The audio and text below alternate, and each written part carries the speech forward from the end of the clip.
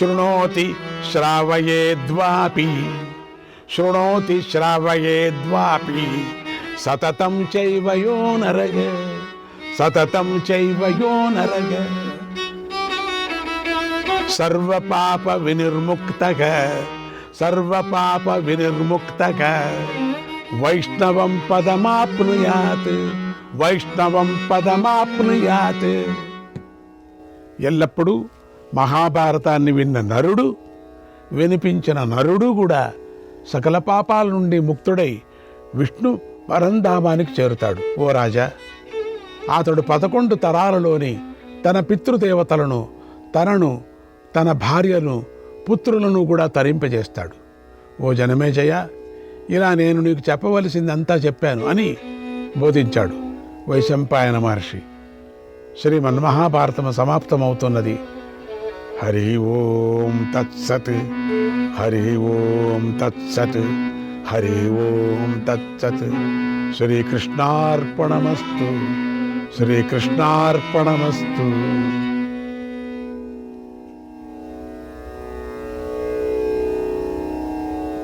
నారాయణ నారాయణ నారాయణ. మహాభారత సందేశము మానవుల జీవితమంతా ధర్మము, అర్థము, కామము, మోక్షము అనే 4 పురుషార్థాల మీదే ఆధారపడింది. దీనిని వేదం చెప్పింది. ఈ విషయం పండితులకు మాత్రమే తెలుసు, అందరికీ తెలియదు. దీనినే వ్యాస మహర్షి గమనించాడు. అసలు వేదంలో ఏముంది, వేదం లోకానికి ఏం చెప్పింది అనేది తెలపాలని వ్యాస మహర్షి మహాభారతాన్ని రచించాడు. వేదంలో కర్మకాండ, జ్ఞానకాండ ఉన్నట్లుగానే మహాభారతంలో కూడా కర్మకాండ, జ్ఞానకాండ కూడా ఉన్నాయి. అందుకే మహాభారతానికి పంచమ వేదం అని పేరు వచ్చింది. 4 పురుషార్థాలలో ప్రధానమైనది ధర్మం. ధర్మం వల్లనే అర్థం లభిస్తుంది, ధర్మం వల్లనే కోరికలు తీరుతాయి, ధర్మాన్ని ఆచరించడం వల్లనే మోక్షం లభిస్తుంది. అందువల్లే అందరూ ధర్మాన్ని పట్టుకోవాలి, ధర్మాన్ని ఆచరించాలని ధర్మం యొక్క ప్రాధాన్యతను, ప్రాముఖ్యతను వ్యాస మహర్షి లోకానికి తెలపాలని సంకల్పించాడు. మహాభారతంలోని కర్మకాండ ద్వారా ప్రవృత్తి మార్గానికి సంబంధించిన విషయాలు తెలిపాడు. అంటే అందరితో కలిసి సంతోషంగా ఎలా జీవించాలో చెప్పాడు. మహాభారతంలోని జ్ఞానకాండ ద్వారా నివృత్తి మార్గానికి సంబంధించిన విషయాలను చెప్పాడు. అంటే సంసారం నుండి తరించాలనుకునేటువంటి జ్ఞానులకు సంబంధించిన విషయాలు చెప్పాడు. మహాభారతంలోని ఆది, సభ, వన పర్వాలలో ధర్మము అనే పురుషార్థం చెప్పబడింది. విరాట, ఉద్యోగ, భీష్మ, ద్రోణ, కర్ణ, శల్య, సౌప్తిక, శ్రీ పర్వాలు అనేటువంటి 8 పర్వాలలో అర్థము అనే పురుషార్థం ఉపదేశించబడింది. శాంతి, అనుశాసనిక పర్వాలలో కామమోక్షాలననే 2 పురుషార్థాలు చెప్పబడ్డాయి. అశ్వమేధ, ఆశ్రమ వార్షిక పర్వాలలో మోక్షహేతువులైన దాన, విద్య, వనవాసాల గురించి చెప్పబడ్డాయి. మౌసల పర్వంలో అర్థకామాల యందు ఆసక్తి కలవారు వ్యసనాల మూలంగా నశిస్తారని చెప్పబడింది. మహాప్రస్థాన పర్వంలో త్యాగం గురించి చెప్పబడింది. స్వర్గారోహణ పర్వంలో మోక్షప్రాప్తి గురించి చెప్పబడింది. ఇలా మహాభారతం వేదంలాగానే 4 పురుషార్థాలు అనే స్తంభాలపై నిలబడి ఉంది. ధర్మ మార్గంలో మానవుడు ఎలా నడవాలో రామాయణం కూడా చెప్పింది. భారతం ధర్మ సూక్ష్మాలను, ధర్మ స్వరూపాన్ని తెలుసుకొని మానవుడు ఎలా జీవించాలో చెప్పింది. మహాభారతం అర్థం కావటానికి సూక్ష్మ పరిశీలనా శక్తి ఉండాలి. చాలా కష్టం అర్థం కావటం. కొన్ని చోట్ల ప్రతి పాత్రలో గల సూక్ష్మాన్ని గ్రహించే శక్తి ఉండాలి. అందుకని 5-6 మాటలు 10 మాటలు వింటేనే తెలుస్తుంది, కానీ ఒక్క పర్యానికి తెలియదు. మరి ఏకాగ్రతతో వినాల. ధర్మాన్ని తెలుసుకొనే అవగాహన ఉండాలి. ఈ శక్తే కనుక లేకపోతే కౌరవ పాండవులలో ఎవరిది ధర్మం, ఎవరిది అధర్మం అనేటువంటి విషయమే తెలీదు. తప్పుగా అర్థం చేసుకునే ప్రమాదం ఉంది. భ్రాంతి కలవారు మాత్రమే పాండవులు చేసింది అధర్మం అంటారు. భ్రాంతి కలవారు.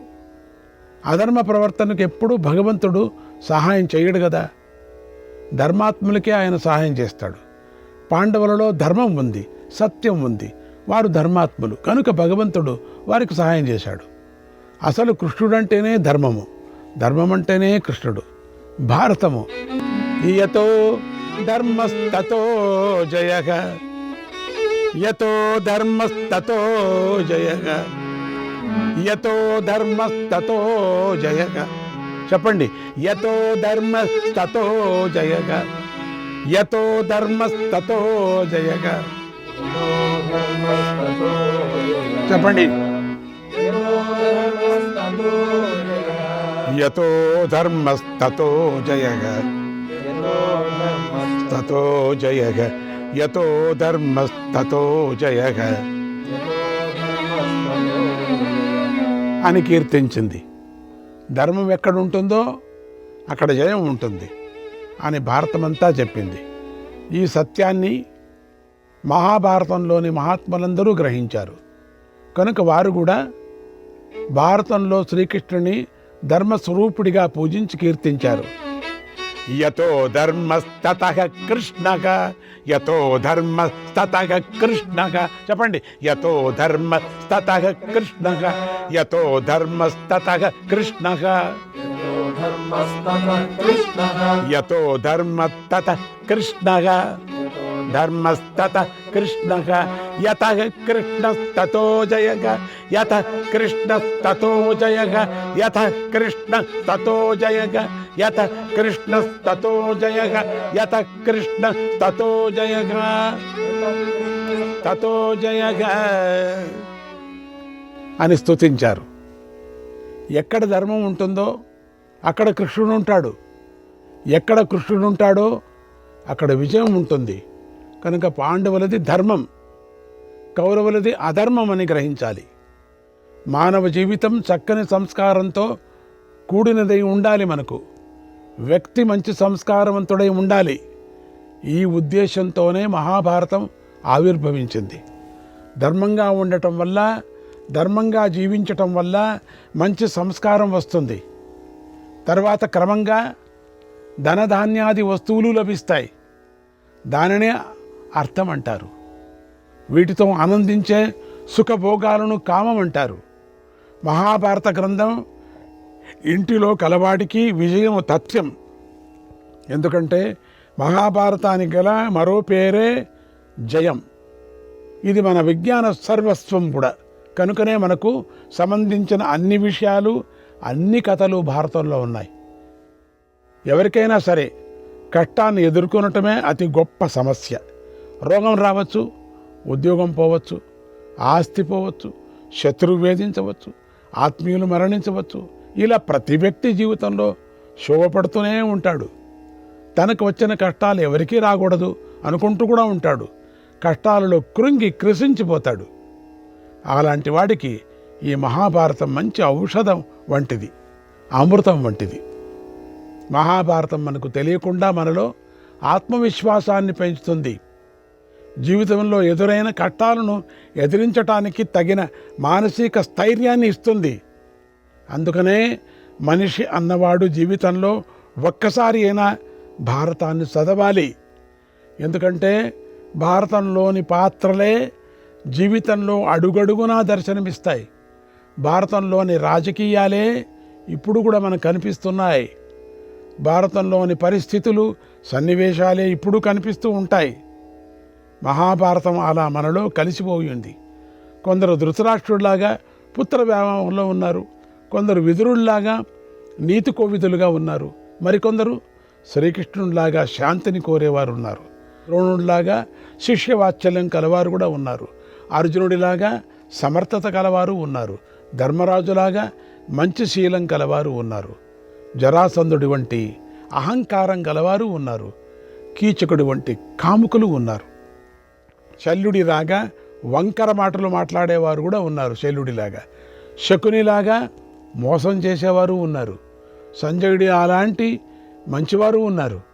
భారతంలోని వారందరూ మనలో కనిపిస్తారు. ప్రతి ఒక్క మనిషిలో కనిపిస్తూనే ఉన్నారు. ఒక్కొక్కరు ఒక్కొక్క విధంగా ఉన్నారు, అందరిలో చేరుకున్నారు వీళ్ళు అనిపిస్తుంది.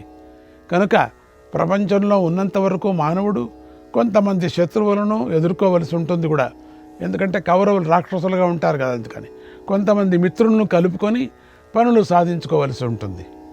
ఎందుకు లౌకికంగా బ్రతికే తెలివి కావాలి. ఈ తెలివి మహాభారతం ప్రసాదిస్తుంది. మానవుడు బ్రతకటానికి అర్థకామాలను సమకూర్చుకోవాలి. సామాన్యుడైన పెద్దవాడైన తన స్థితిగతులను రక్షించుకోవాలి. ఇందుకు కావలసిన శక్తిని మహాభారతం కలిగిస్తుంది.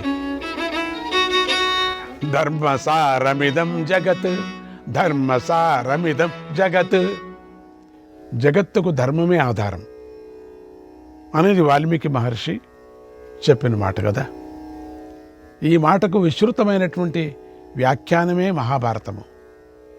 ధర్మం అంటే హృదయానికి సంబంధించింది. ఏది చెయ్యాలో ఏది చెయ్యకూడదో హృదయం చెబుతుంది. ఇతరులు నీ పట్ల ఎలా ప్రవర్తిస్తే నీకు అయిష్టంగా ఉంటుందో నువ్వు ఇతరుల పట్ల అలా ప్రవర్తించకుండా ఉండటమే ఉత్తమమైనటువంటి ధర్మం. వ్యాస మహర్షి మహాభారతాన్ని అంతా రచించి చివరిగా 2 చేతులు పైకెత్తి ఇలా ఆక్రోశించాడు. నేను చేతులెత్తి మొత్తుకుంటున్నాను, ఒక్కడు కూడా నా మాట వినటం లేదు. మనస్సు పెట్టి వినండి. ధర్మం వల్లే అర్థకామాలు సిద్ధిస్తాయి. కనుక మీరు ధర్మాన్ని ఎందుకు పట్టుకోరు, ధర్మాన్ని ఎందుకు సేవించరు అని చెప్పి ఎంతగానో విలపించాడు, ఏడ్చాడు ఆయన. ఈ మాట చెప్పడం కోసమే మీ స్వామీజీ కూడా ఏకదీక్షగా మహాభారత ప్రవచనం చేశారు. కనుక మీరందరూ ధర్మాన్ని ఆచరించండి, ధర్మాన్ని పట్టుకోండి. ధర్మంగా ఉండటం వల్లే లోకానికి శాంతి చేకూరుతుంది. నా మాట వినండి. పీడలు తొలగిపోతాయి, రోగాలు నయమైపోతాయి, క్రొత్త రోగాలు పుట్టవు, జీవితాలు బాగుంటాయి, అందరి ఇళ్లలోని సమస్యలు తీరిపోతాయి, కలతలు తొలగిపోతాయి, శుభాలు చేకూరుతాయి, లాభాలు కలుగుతాయి, వ్యాపారాలు బాగుంటాయి, పంటలు పండుతాయి, వర్షాలు చక్కగా కురుస్తాయి, ఉద్యోగాలు దక్కుతాయి, ఉద్యోగాలలో పదోన్నతి కలుగుతుంది, గౌరవం దక్కుతుంది, మీ ఇంట్లో పెళ్ళిళ్ళు జరుగుతాయి, పిల్లలకు విద్య వస్తుంది, మీరు కోరుకున్న కోరికలు తీరుతాయి, మీ మనస్సుకు శాంతి లభిస్తుంది, పుణ్యము లభిస్తుంది, క్రమంగా మోక్షము లభిస్తుంది. ధర్మాన్ని ఆచరించడం వల్లే ఇదంతా జరుగుతుంది అనే ఈ మాట చెప్పడం కోసమే మహాభారతాన్ని మొదలుపెట్టి 1 సంవత్సర కాలం ఉపదేశించారు. మహాభారతం తర్వాత హరివంశాన్ని పారాయణం చేయాలి. భారతాన్ని విన్న తర్వాత హరివంశాన్ని కూడా వినండి. ఎందుకంటే భాగవతాన్ని చెప్పిన తర్వాత హరివంశం చెప్పమన్నారు, లేక మహాభారతాన్ని చెప్పిన తర్వాత హరివంశం చెప్పమన్నారు. అందుకని మహాభారతం చెప్పిన తర్వాత హరివంశాన్ని చెప్పి అయిన తర్వాత మహాభారతాన్ని మధ్యలో హరివంశాన్ని పెట్టారు. మహాభారతాన్ని పారాయణం చేయండి, మళ్ళీ మళ్ళీ వినండి. ధర్మ సూక్ష్మమైనది కనుక మళ్ళీ మళ్ళీ తెలుసుకొని ఆచరించండి. మీ జీవితం ధన్యమవుతుంది. శ్రీకృష్ణ పరమాత్మ ఈ లోకాన్ని అనుగ్రహించుగాక, అందరి కోరికలు తీర్చుగాక అని ఆశీర్వదిస్తూ శ్రీకృష్ణాయ పరమాత్మనే నమః. అసతో మా సద్గమయ, తమసో మా జ్యోతిర్గమయ, అమృతంగమయ.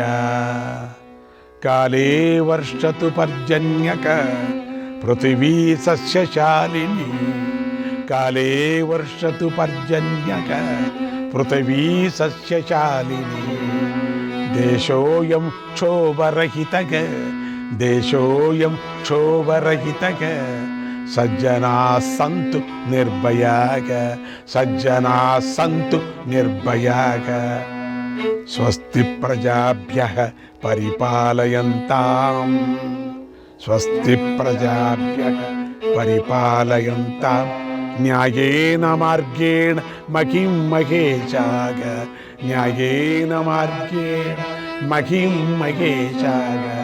గోబ్రాహ్మణేభ్యః శుభమస్తు నిత్యం, గోబ్రాహ్మణేభ్యః శుభమస్తు నిత్యం.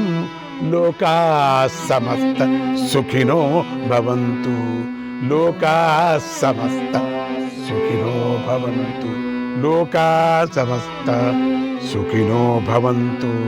లోకా సమస్త సుఖినో భవంతు. యదక్షర పదభ్రష్టం మాత్రాహీనంతు యద్భవేత్ మాత్రాహీనంతు యద్భవేత్ తత్సర్వం క్షమ్యతాం దేవ తత్సర్వం క్షమ్యతాం దేవ. నారాయణ నమోస్తుతే నారాయణ నమోస్తుతే. కాయేన వాచ మనసేంద్రియైర్వా బుద్ధ్యాత్మనా వా ప్రకృతే స్వభావాత్ కరోమి యద్యత్ సకలం పరస్మై నారాయణాయేతి సమర్పయామి నారాయణాయేతి సమర్పయామి. ఓం శాంతి శాంతి శాంతి. ఓం శాంతి శాంతి శాంతి. శ్రీకృష్ణాయ పరమాత్మనే నమః. శ్రీకృష్ణాయ పరమాత్మనే నమః. శ్రీకృష్ణాయ పరమాత్మనే నమః. నారాయణం వ్యాసాయ విష్ణురూపాయ వ్యాసాయ విష్ణురూపాయ వ్యాసరూపాయ విష్ణవే వ్యాసరూపాయ విష్ణవే. నమో వై బ్రహ్మనిధయ నమో వై బ్రహ్మనిధయ వాసిష్ఠాయ నమో నమః వాసిష్ఠాయ నమో నమః. వ్యాసం వసిష్ఠనప్తారం వ్యాసం వసిష్ఠనప్తారం శక్తేః పౌత్రమకల్మషం శక్తేః పౌత్రమకల్మషం. పరాశరాత్మజం వందే పరాశరాత్మజం వందే శుకతాతం తపోనిధిం శుకతాతం తపోనిధిం. నమోస్తుతే వ్యాస విశాల బుద్ధే నమోస్తుతే వ్యాస విశాల బుద్ధే. పుల్లారవిందాయిత పత్రనేత్ర పుల్లారవిందాయిత పత్రనేత్ర. ఏన త్వయా భారత తైలపూర్ణాగ ఏన త్వయా భారత తైలపూర్ణాగ. ప్రజ్వాలితో జ్ఞానమయ ప్రదీపక ప్రజ్వాలితో జ్ఞానమయ ప్రదీపక. అచతుర్వదనో బ్రహ్మ అచతుర్వదనో బ్రహ్మ. ద్విబాహు అపరో హరిః ద్విబాహు అపరో హరిః. అపాలలోచన శంభుః అపాలలోచన శంభుః. భగవాన్ బాదరాయణః భగవాన్ బాదరాయణః.